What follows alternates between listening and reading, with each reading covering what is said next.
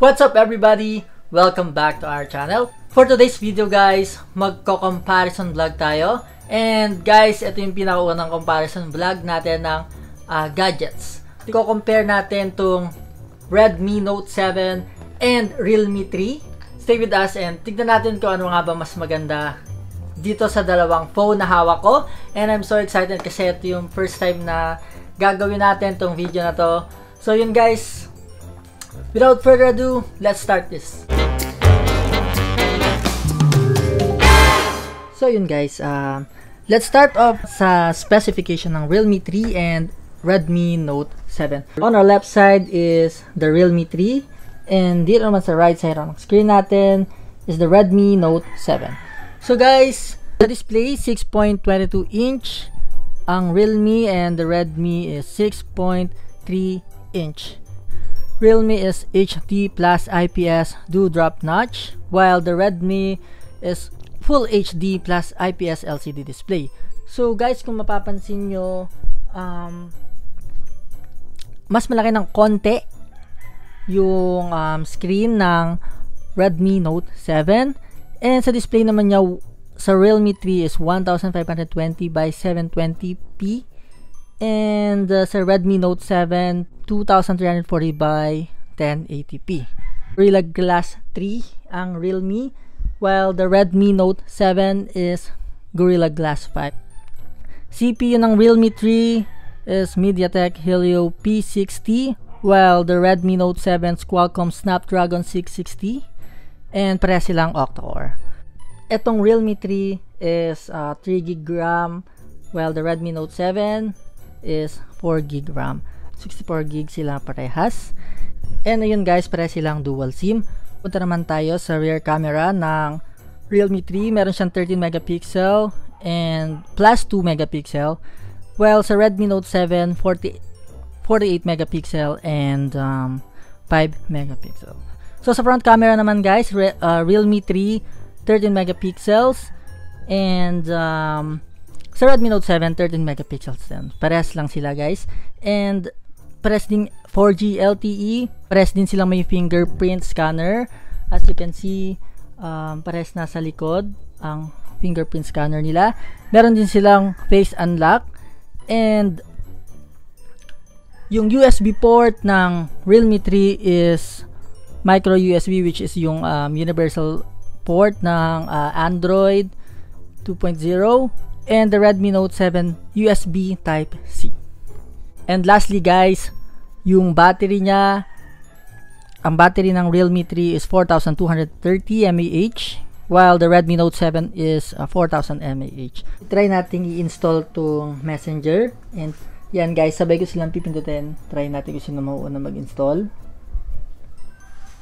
And yun, mas naunang nag-react yung sa Redmi Note 7. And medyo nag-load pa ng konti yung sa Realme 3. So yun guys, downloading the Messenger.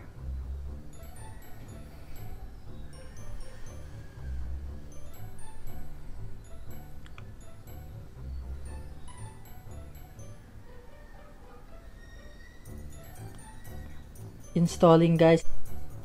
So yun nga guys, mas naunang magbukas yung mas naunang na-install yung Messenger application dito sa Redmi Note 7. So yun guys, speed test naman tayo.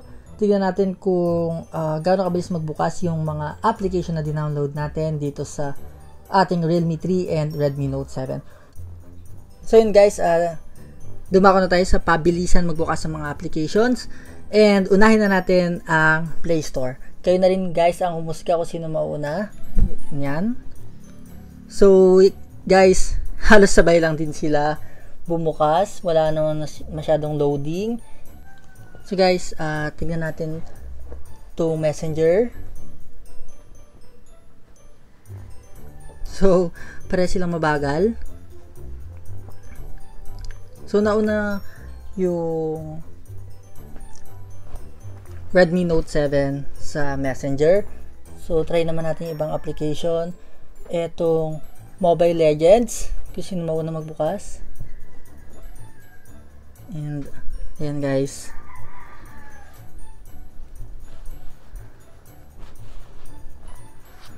So medyo nauna yung Realme.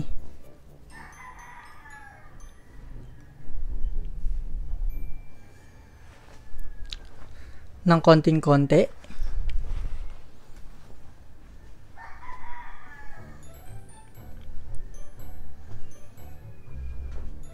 Yan guys, nauna nag-open yung Realme 3 dito sa Mobile Legends. So, let's try a different application tong Sonic Dash. So yan guys, kita nyo naman na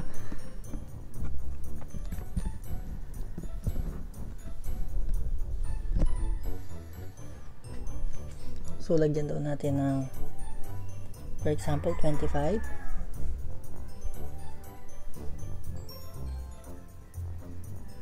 So yun guys, sa Sonic Dash mas nauna pa rin yung Realme 3 na 1 second ulit or sobrang saglit lang, sobrang bilis lang. Yan, try natin na mag-play. So yun guys, jump. So pares maganda yung graphics pag nagi-gaming kayo guys. Let's try different application like the Snapchat.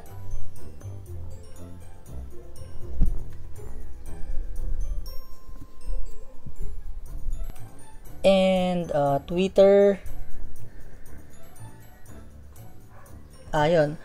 Sa Twitter medyo nauna tong Redmi Note 7.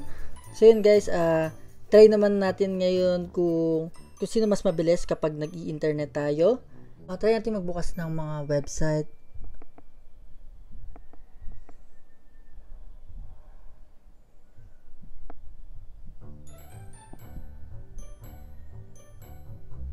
Una natin is abscbn.com.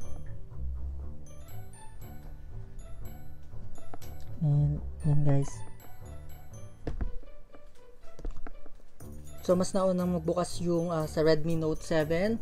Try naman natin yung ebay.com.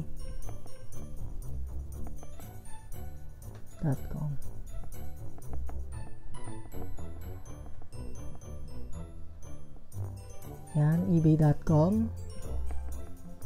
So mas nauna pa rin yung sa Redmi. So yun guys, nba.com, try natin.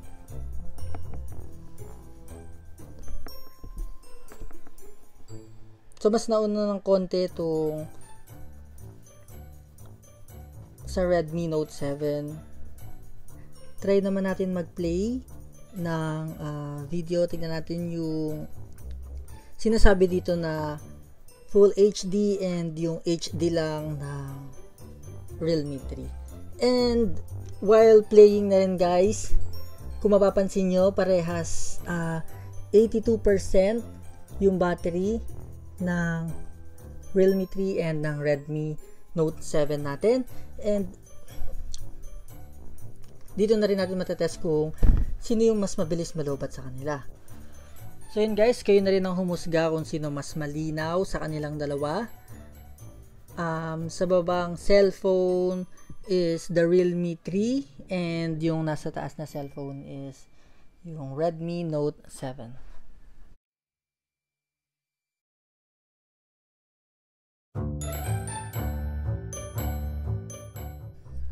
And try naman natin siya i-zoom para makita natin yung full screen na sinasabi natin. Ayan guys.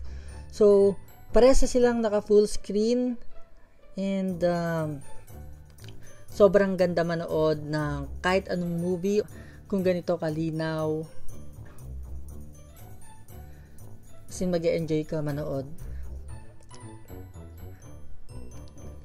So yun nga guys, gaya ng sinabi ko kanina, nag-start tayo mag-play ng videos, 82% sila parehas yung battery nila. Yan guys, after 30 minutes or 1 hour, babalikan natin itong Realme 3 and Redmi Note 7. Titignan natin guys kung sino yung mas mabilis mabawasan ng battery. So yun guys, after natin i-play yung video for like I think magta 30 minutes na. And tignan natin ngayon guys kung sino yung mas mabilis na bawasan yung battery. Nag-start tayo, kung maaalala nyo, sa 82% kanina. So guys, kung mapapansin nyo, yung Redmi Note 7, 74%. Itong Realme 3 is 76%. Let's try naman i-compare yung camera nila. The Realme 3 na 13 megapixel and dito sa Redmi Note 7 na 48 megapixels. So yun guys. Let's try.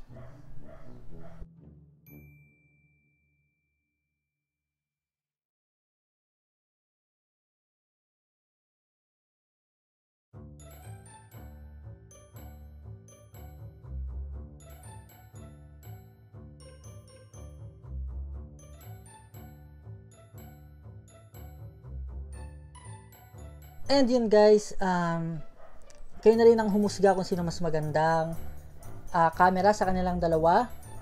Dito sa Realme 3, meron siyang other features na wala dito sa Redmi Note 7.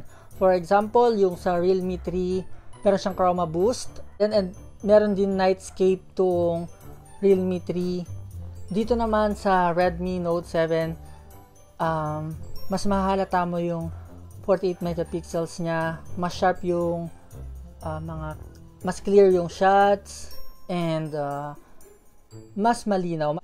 Sa selfie naman, both camera has 13 megapixels.